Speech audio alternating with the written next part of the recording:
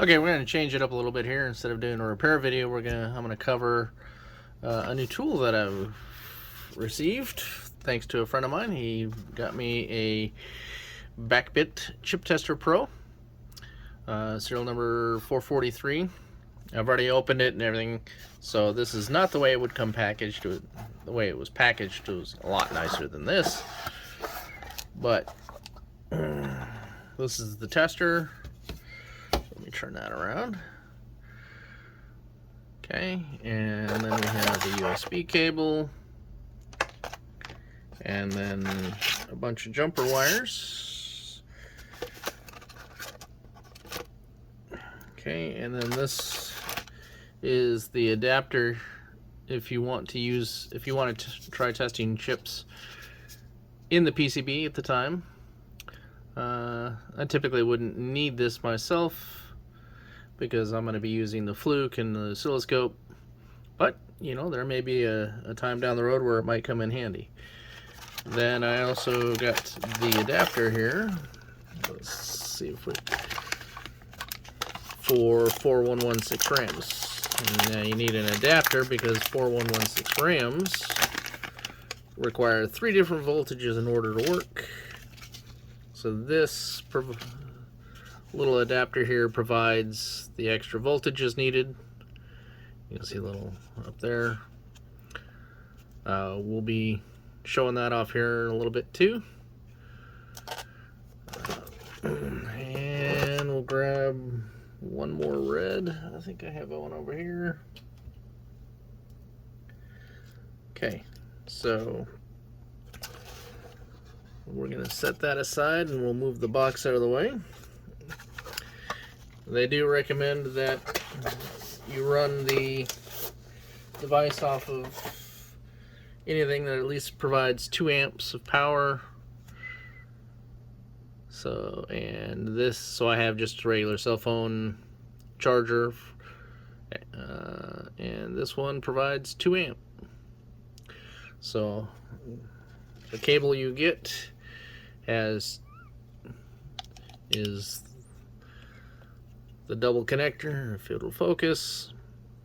So typically you can plug that into a PC if your PC could supply the proper voltage at the current it needs, but I'm gonna just use this here, and of course it's a USB, so it always takes two to 3 times to figure out how to plug it in. All right, plug this in.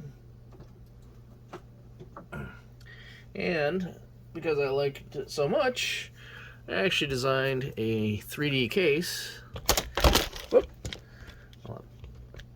Designed a 3D case that will allow me to set this up. Just slides right in there, just like that. And then I can plug the power into the side. Flip it over here. And looks like my light's falling apart. Yep, it is. Okay, I'm back. Had to fix my light. Some people say I have a screw loose.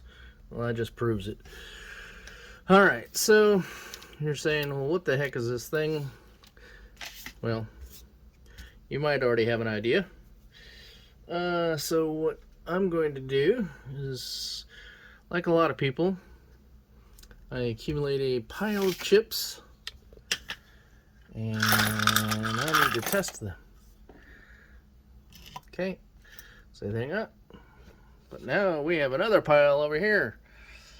So we're going to go through and see what this thing tests, what it doesn't test, how it works. And I'm leaving the overhead light off so that you can see the screen a little bit better. So what we're going to do is we're just going to start with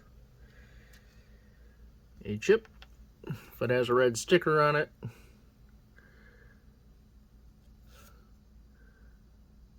flip it over. If it has a red sticker on it, then I'm assuming it's bad. So this is a 9114. So let's see if this thing supports 9114. So the first thing you're going to do is you're going to hit select, and we happen to be, so you start it normally start on the menu 1, then you just keep going right till you find what you're looking for, which in this case is RAM, and then you can see the number here. That's so the first device up to, and there's 22 devices. Now with some RAMs they're equivalents, so if it's not listed under one, you could probably test it under another one, like a 5116 and a 6116. You should be able to test the same way because those are drop-in replacements. But 9114 is what we're looking for to see if it has it. If it doesn't, then we'll set it aside, and that one I'll have to email the developer of this and see if they'll add support for it. They seem very open to it from the emails that I've sent, so I would expect that they would.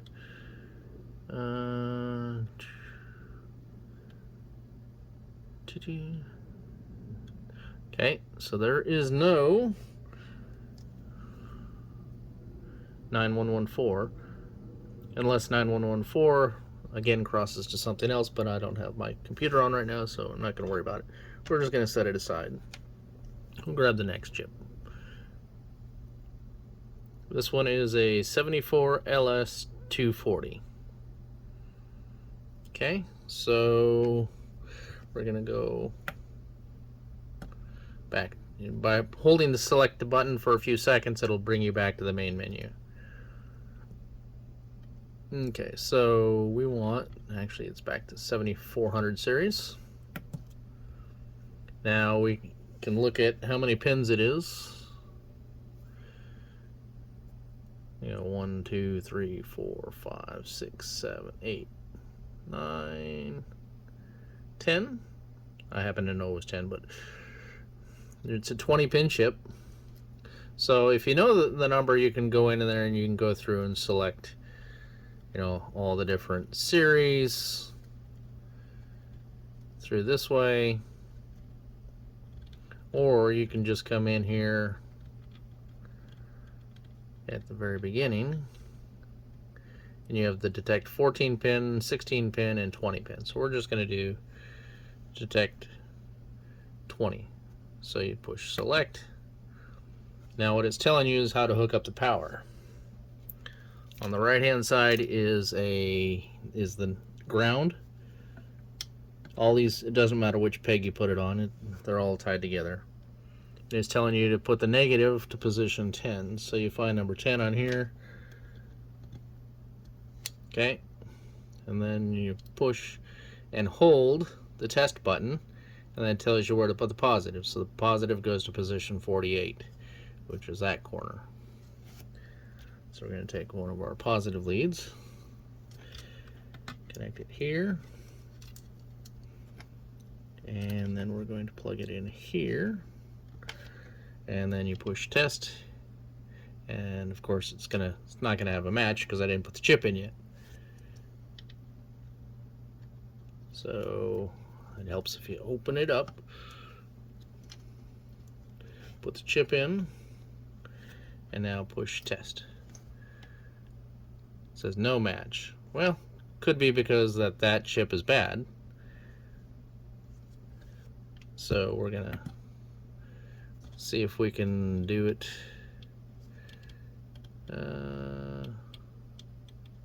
See if there's something in here for okay, 370. So this is the 300 series. So we want, what was it, 240? Yeah, it's 240. So let's go back to 240. There. Ready to test. Failed. And then it, that's the one thing that I've asked them to fix, and they're going to be working on fixing that, is that it just goes back too quickly. But you can see that the F failed, so these pins all passed, this particular pin failed. Okay, so we know this one's bad. So I am just going to chuck that one right in the trash. Ta-da. Now if you have a bunch in a pile that's the same chip, then it works out better. So this one's a 244. Now it won't pass the 240, but we go 244, select, test, and it passes. So that's a good 244. So that one goes in the good pile. Okay, and even with a mix, it's still pretty quick to go between these. So this one is a 74. It's actually 74, 74. But this will test, undo that. Okay, so typically you want to put the jumpers in before you put the chip in to avoid any problems. So we need to go all the way back to, all the way down to 74. The wheel makes it really nice. There we go. So it says put the negative at position 7. And then press test. And it's ready to test. Look, nice thing about TTLs is it's all that particular spot. Alright, so let's go ahead and put that one in. And push test. And so that one passed. Alright, so TTL is cool. Let's see. Now what we can do is we can do a Z80 processor. This one has a red mark on it, meaning it's probably bad. So what I do is I take those out, press and hold, goes back to that menu, and then it is under other series, Zilog Z80. Okay, so it says negative to pin 37. 37. And then it's a push and hold test. It says positive to pin 11.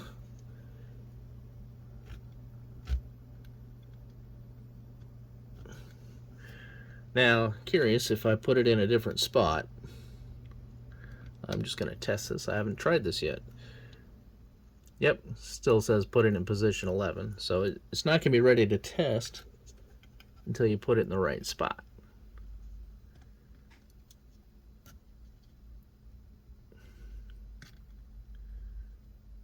Oh, come on.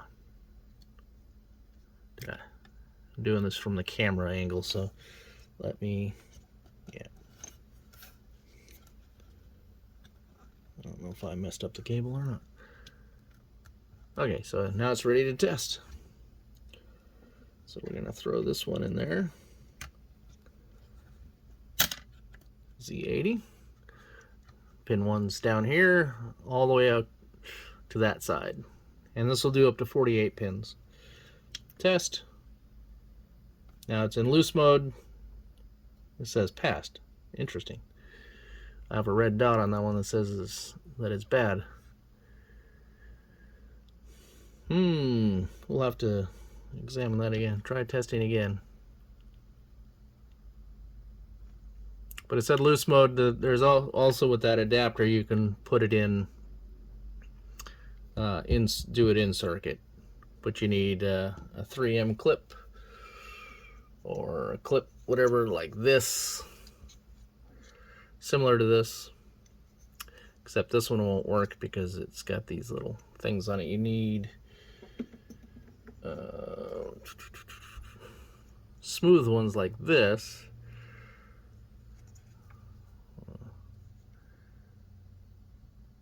So that you can put these. Those would slide right on. So they'd slide on like that.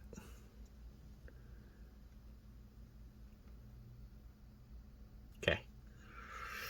So that's odd that that one was passed. Let me see if I don't know if I have any other Z80s handy.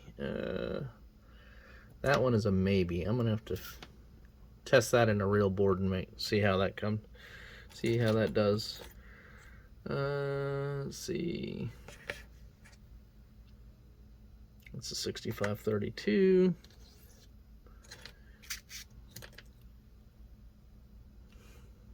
$6502. Looking at all these big chips.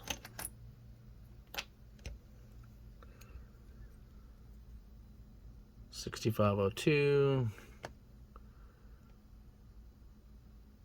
$6502. So these are three 6502s.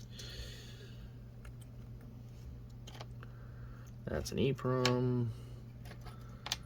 All right, let's switch to 6502.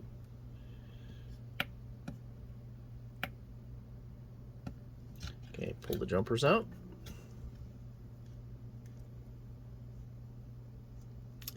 Then we're going to go to, this one is under the MOS.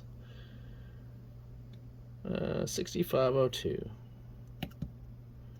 Jumper at 29.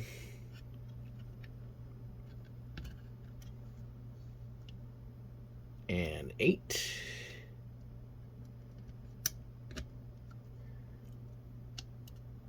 That's ready to test. Now, if I did test one chip, I don't remember what it was. It might have been the 6532 that required 2 power pins, and that's why they give you multiple spots here. And it'll tell you, you know, position X and position Y. All right, so test.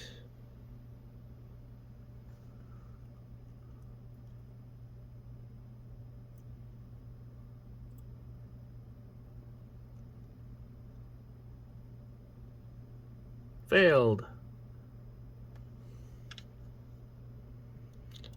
And I think the NO is why it failed. Just haven't looked in the manual yet to see what the failure codes mean.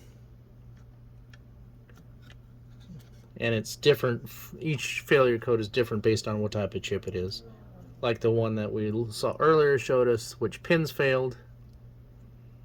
By the way, these 6502s were purchased off of eBay, and this is another reason you should have a device like this, is so that you can make sure that the chips that you get from eBay actually work. Did I not press test? I thought I did.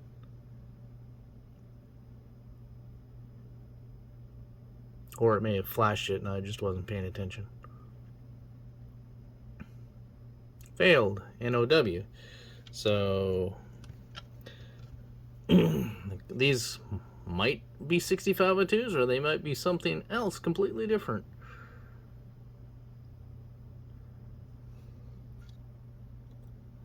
You know, maybe they're rebadged as something else. But it doesn't take very long to test these, which is nice.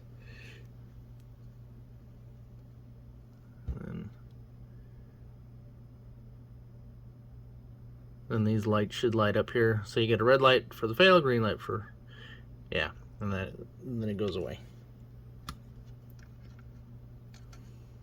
Alright, so now you can also do ROMs and EEPROMs. And what it's going to do, what is this one a, yeah, I think this one's a RAM. Yeah, I think that's a RAM more than likely.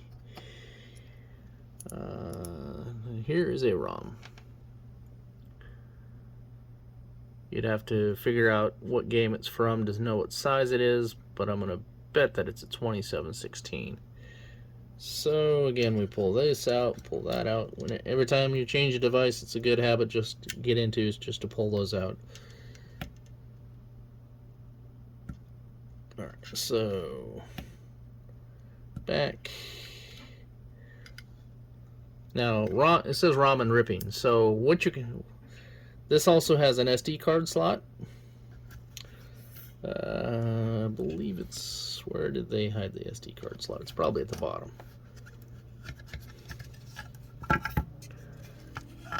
Yeah, there's your SD card slot, or is it a micro SD? It's a micro SD card slot.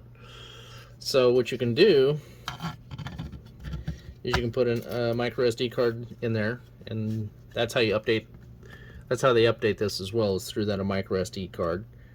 But you can dump whatever this is directly into the SD card. So if you don't have an EEPROM burner, this will also allow you to dump those ROMs. It's not going to let you program them, but it'll at least allow you to dump them so that you can check them on ROM ident, or you can just calculate the CRC, you know, and check them on my ROM identification page, or anybody's ROM identification page. So I don't know what game that is really, so I'm not going to make any assumptions as to where the power is on those, so I'm not going to do those. What we will do is find an EEPROM that I do know. Oh, there's another Z80. Figures I did. Let's see, here's an EEPROM. It's an ugly looking EEPROM, isn't it?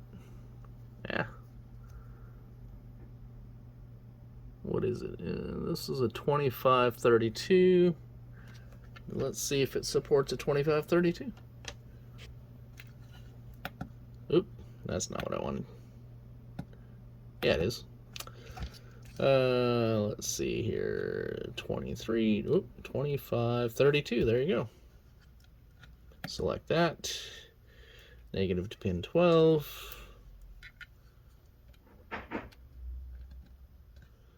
Push and hold test. See, this is the one that has two of them, 48 and 45. So let's do the easy one. Well, we'll do 45 because that's going to be... And it doesn't go away until you do both. So now we need the other one. And again, it doesn't make much difference which pin it's on that.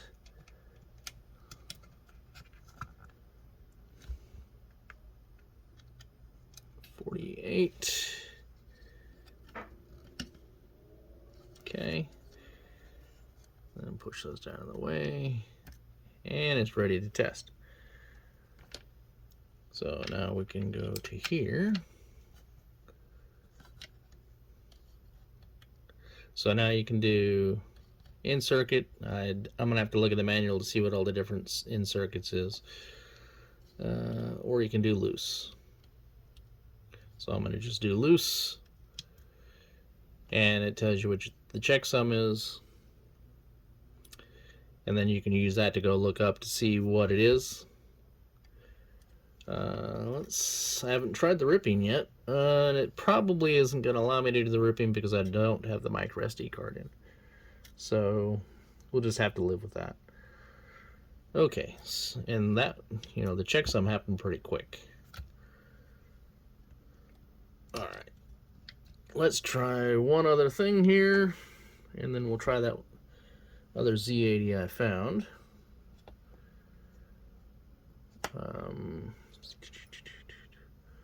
This chip is a monster. Oh, this one's not going to work because we are missing a leg. What size is this? This is a 27C160. So I may look into repairing that one because this is a large chip. I'll have to see how much these are online. If they're only a couple bucks, then I'm not going to worry about repairing it. But if it's like a $10 chip, it might be worth repairing because you still have the leg, still have a good chunk of that leg showing. You just stick it in a socket and solder it. Should be good. All right. Well, let's take a look then. All right, pull these out. We're done with that. Let's kind of go through. All right, let's start at page 1 here. So does a 4000 series of chips. Very rarely would you ever need that for arcade stuff. This device, from what I understand, is primarily or originated for doing like 8-bit computers and things like that. Does 74 series, so that's the 74S, 74LS, 7400, and 74 HTC. MOS. Okay, so you got like the Gary, that's a computer chip. 6502, 6507. I'll just slowly go through these, and I'm not going to read them out each one. The PIA. Now that I'll have to double check, but I'm pretty sure that's what's used on Williams soundboards, or possibly the I/O board. VIA.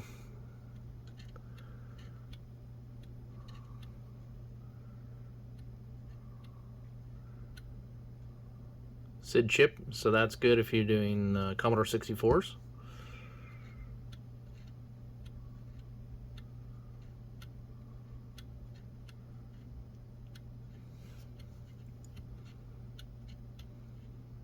Now, of course, this list will have changed probably by time if you get one, because they're always updating this. From my understanding, they're working on 6809 processors. Don't know how soon that'll come out, but that'll come in very handy. I have plenty of those to test. In the past, I've had to test using an actual board, plug it in and test it. And this particular Z80 that it says passes here may not pass in a particular board, because that board may be picky about the speed or something else. Either that or I mismarked it. Okay.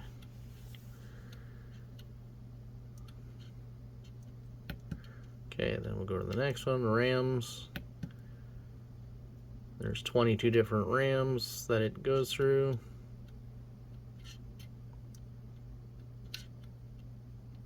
I'll just go through these pretty quickly, because you kind of get the idea. ROMs. Start back at the beginning here.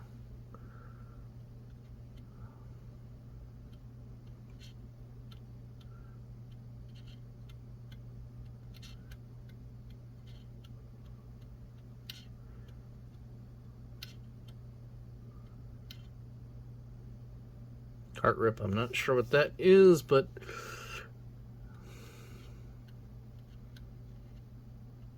I'm not sure what those are. Probably not very useful for the arcade stuff, but you never know. What are these? These are, no.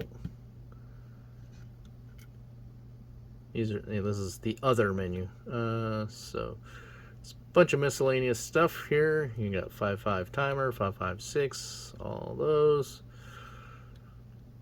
Apple II stuff, which I wouldn't need. Atari stuff. These are 8-bit, except for the Pokey, which comes in very handy for testing Pokies, which are used on a lot of Atari arcade boards.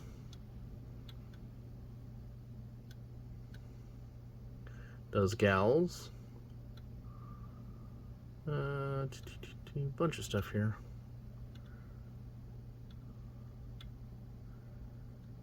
PALs. Now the WDC 65CO2 is 6502 equivalent. It's a more modern 6502.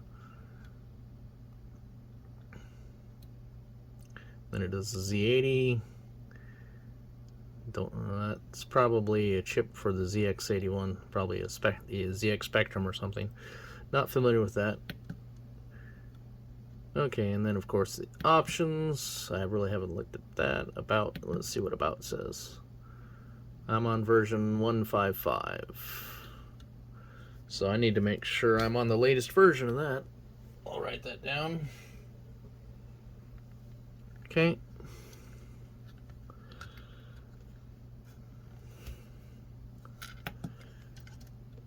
Brightness, contrast, dimmer. Is that it? Yep, alright. Not too many options to worry about. I think the brightness and the contrast are just fine for what I need. And that's pretty much it. So if you're looking to do some chip testing, this thing works pretty well. I will have to go through all my chips and sort them and figure out which one's good, which one's bad, and toss all the bad ones. Thanks for watching. Okay, I forgot one other thing. That was the adapter for the 4116 RAM. It has a little arrow pointing to the direction that you should insert it. So the pin 1 is over here. So you want to go that way, and you want to put it into the socket as far that way as it'll go. And lucky for me, I have a tube that's marked need to test.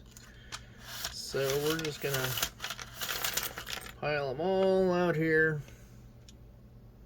and then as we test them, then we're gonna go and put them back in the tube. All right, so move those to the side here. See if I can adjust the camera a little better. Okay, so we're in the RAM menu. Select. Then we need 411. Oh, I must have went to the end already. Ah, there was 4116. Press that. We want negative 40. See, now the negative is 48. That's normally where positive is. Okay. Can't verify.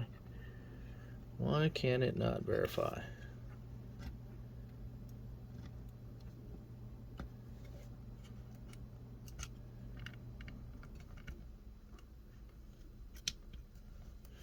That's interesting. Am I not putting it? Oh, am I in 47? Nor, let's see. No, that's 48.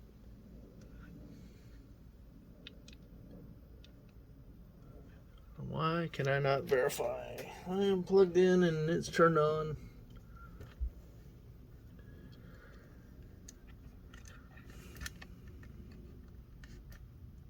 That's interesting. It was working. I tried it before. Maybe I need to have that out first.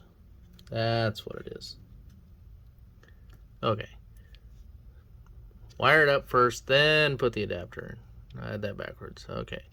So then positive on 21.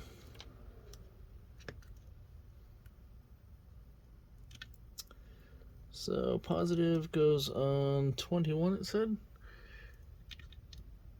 No. 41. Helps if you actually read, right?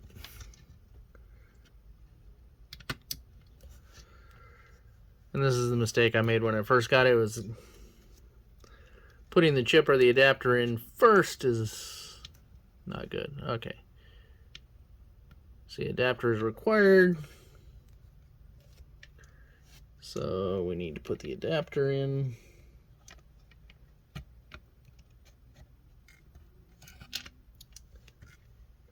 And then we're going to put a chip in.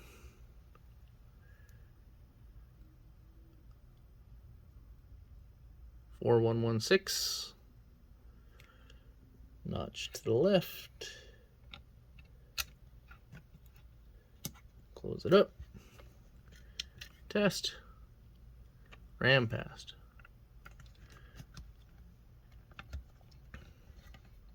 Oh, wrong one. It's the little one we want to undo. The in the tube you go. I'll probably stick them in the tube afterwards. Just need to make sure I put them in the right direction here.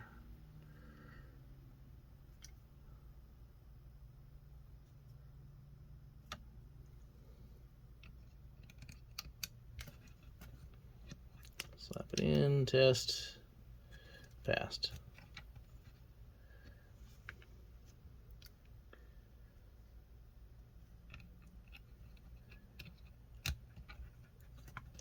In, passed.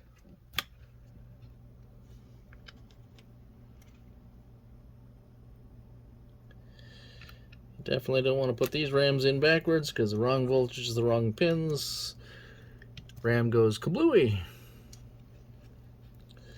because this RAM uses plus 12, minus 5, and plus 5. You get the plus 12 going in where it doesn't belong.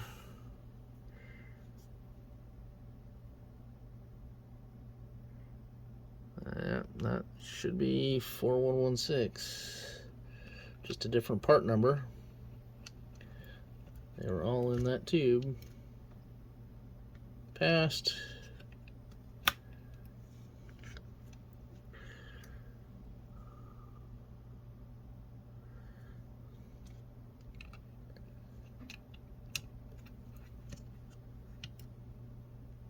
Passed. So all these are good so far. I'm actually surprised. The 4116 has a high failure rate.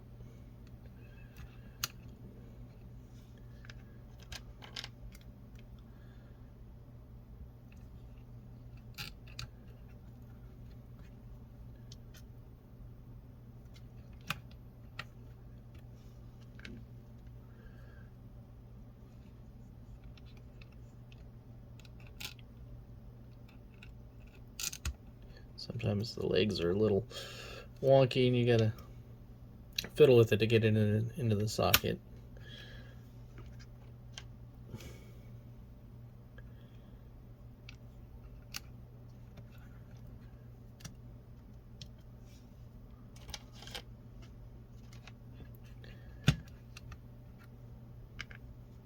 So far, so good.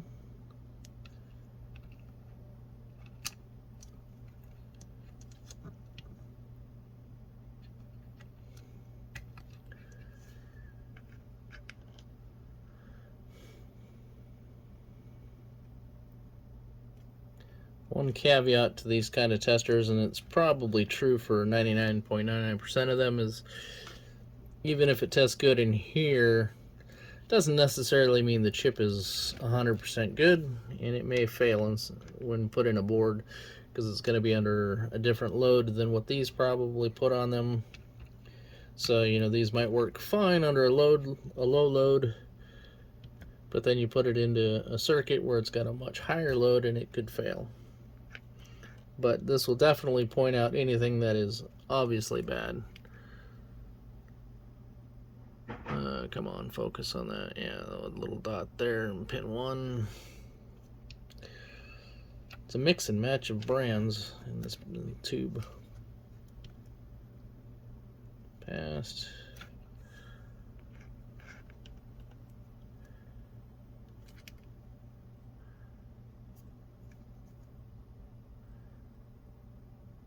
Oh, come on. There you go. Notch there.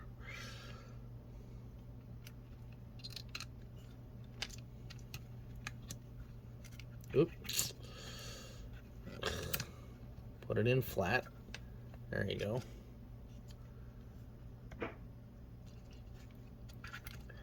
See, it doesn't take very long to go through a whole tube of these.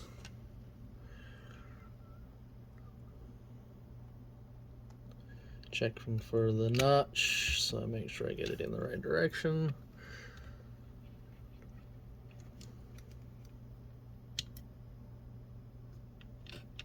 Yeah, I'm wanting to lift the wrong one again. Habit.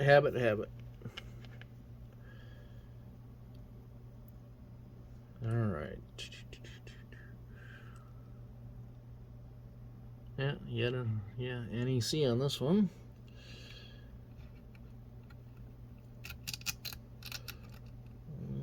We got a leg or something that's funky. Yeah. There we go. Just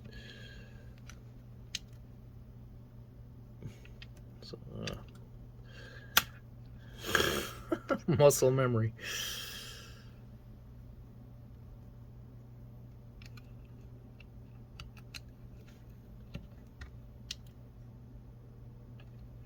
Okay.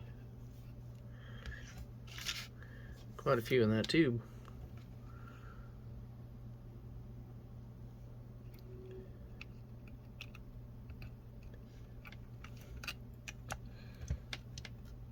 Oop. As you can see, the chip is not in there square. and it failed. Okay. When it's not making good contact, it's going to fail. And that's why crappy sockets are a danger. Sometimes they'll make good contact, sometimes they won't.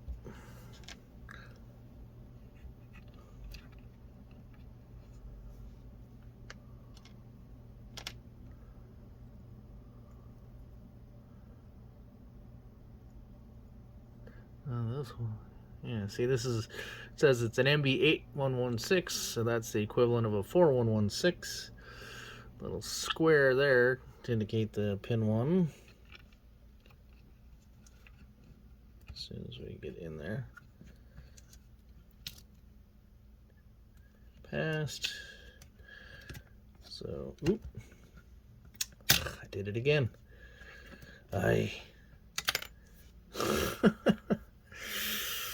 It's going to take some getting used to with the adapter.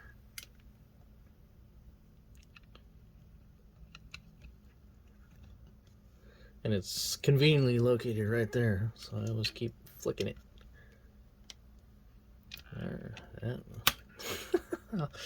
Almost did it again. Notch.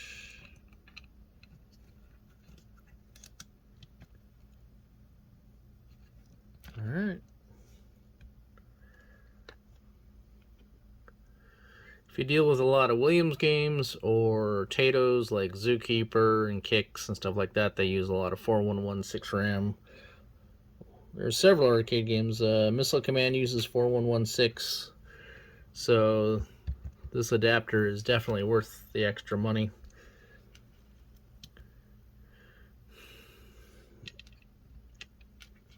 Now I can do that because that was the last chip, so I can just, now I can pull the adapter out. Just disconnect that and that. Take that out. Back to that. Back to the main menu. You don't need to do that, but I do that anyway. Alright, that's the adapter 4116. You saw how quick and easy it was to test all that RAM. Okay, I might as well round this video off with showing the update. Since I went, let's go ahead and turn this on. And we can go to shows of flashes of version real quick. Yeah, don't. It's gonna flash it again. 155, or you can go hit select. Just keep sliding around on me. Select, and then we're gonna go to options, about, then it shows you that it's 155, which I happen to know that is a couple versions behind. I think it's 157 now. So I'm going to update this, and I downloaded the file from their website, and then I put it onto a micro SD card formatted as FAT32. So then I'm going to turn this off, put the SD card in, and then I'm going to power it up and we'll see what happens. So let me set that down. Let me power it off. I don't know if you need to power it off or not, but I always like doing that. But it may need it to be powered off. Let's see. Clicks right in.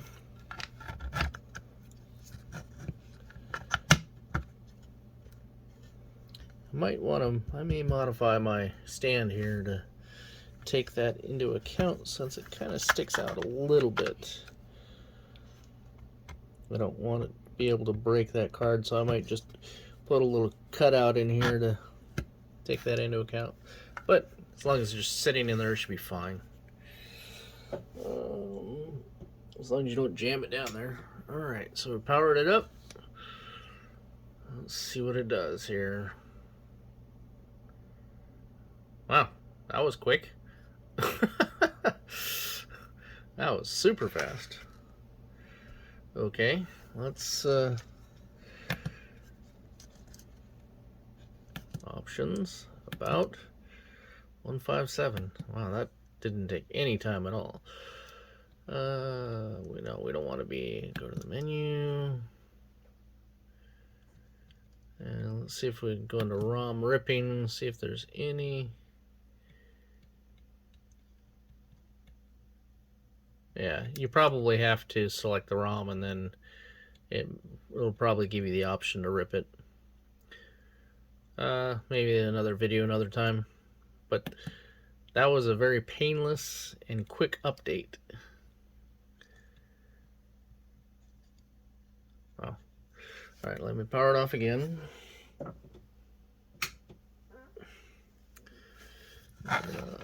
Pull that SD card out. And see, I designed this tray so that, well, it's not a tray. It's a stand so that you could put the unused wires in there like that, or if you have them plugged in, you can put one in there, whatever. So let's go ahead and power this back up.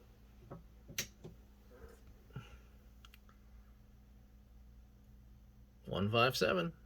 All right, we're good to go. So if you can go online to read what the new version it has in it, this one has a couple new device supports and some bug fixes. But, okay.